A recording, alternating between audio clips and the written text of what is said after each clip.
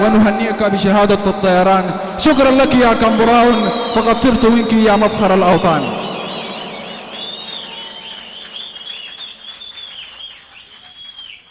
وفي نفس الحال كل يوم بيتكرر زي امبارح، في نفس الحال كل يوم بنتعذب في دنيتنا وصوت مكتوم بدون صارخ، في نفس الحال في نفس الحال كل يوم نفتش للقمة ناكلها بس الليلة ونمشي النوم، بس نلقى اللي بكفينا لنص اليوم، ننوم ساعتين أو ما ننوم وتاني يوم نجي نكادح كأنه اليوم زي امبارح، كأنه الدنيا دي مسارح في نفس الحال. والدنيا بتقول أنا الحلوة، أنا المليانة بالبهجة، أنا مسرة. طيب ليه عندنا زي كل يوم تعيدوا في الكرة؟ أفتش كيف أعيش اليوم وأسيب بكرة. قلت لي ما تسألني، أسأل أبوك السموه السودان لو طوقت مرة. قلت له ليه يا يابا في نتهين؟ ليه يا يابا تجرحني بالسكين؟ ليه يا يابا كل ترضى لي أنا أتعب وكل يوم أنا أتعذب وكل يوم من الثاني يجي أصعب؟ ليه يا يابا أنا المسكين وذاك شعب؟ يابا أنا بريدك وذاك فيك بس ينهب. يابا أنا بحبك ومستعد أضحي عشان حبك. أنا اللي قلت نحن جند الله جند الوطن وصرت من جندك. ليه يا يابا بتسيبني لما أنا كنت محتاج لك؟ لاقاني أحد ببكي، هداني وقال لي يا ولدي ما تبكي.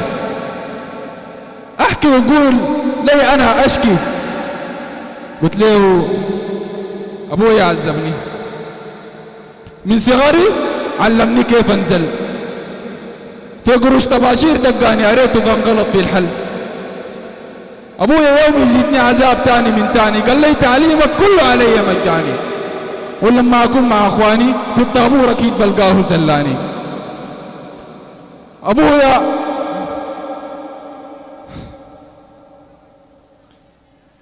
أبويا عودني وعودنا كيف يستخسر في أولاده ويعلمهم يربيهم، لما الدنيا تضيق بهم يحضنهم يدفيهم. علمونا كيف هم نحييهم، جهل تسود قانون لازق هبت فيهم. علمونا من صغار إنه لو وراك واسطة تبقى في أحلى دنيا وتبقى الأمور باسطة. وبعدهم يقولوا والله ما في فساد. وسمعت كم مرة كمان صوت في هوى السودان، وسمعت مرة كمان صوت في هوى السودان قالوا نسب الفساد في دي البلد اليوم 0-0، ماتوا من الضحك 20 من القمري. وإبليس ده ذاته كمان، إبليس سمع ده القول قال أصله ما معقول، الزول ده فاتني عديل، عشان كده الليلة هامشي أنا دغري. يا عمنا البرلوم إبليس ده غار منك، والطير يضحك وانت عجزت في سنك. يا زول كفاية خلاص، أحسن تخاف ربك، ولا كلامك ده بس لنا استفزاز. لو شعبي من غير عقل واجب هو لك ينحاز. يا يابا شوف ناسك أمنتهم نفسك، حيقتلوا انفاسك، حيقطعوك أجزاء من ساسك لراسك. يا يابا فيك أطفال عيانة من جوع. يا يابا شوف دارفور تعبانة موجوعة، ولو أمي في دارفور ما عندها شيء غير تبكي بدموعها. عذبت كل اللي فيها وكسرت في ضلوعها. يا أخي كفاية خلاص، لدماء دارفور سمعت جت مصاص. أطفالنا في دارفور بيموتوا بالرصاص، وأما في الخرطوم بيموتوا مقتولين بنات وزياب عمرها 6 شهور. قلت الحلوة الوردة ماتت كيف؟ قالوا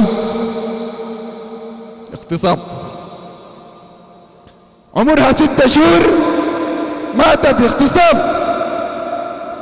لكن ما دام الأستاذ قالوا اسمه كتاب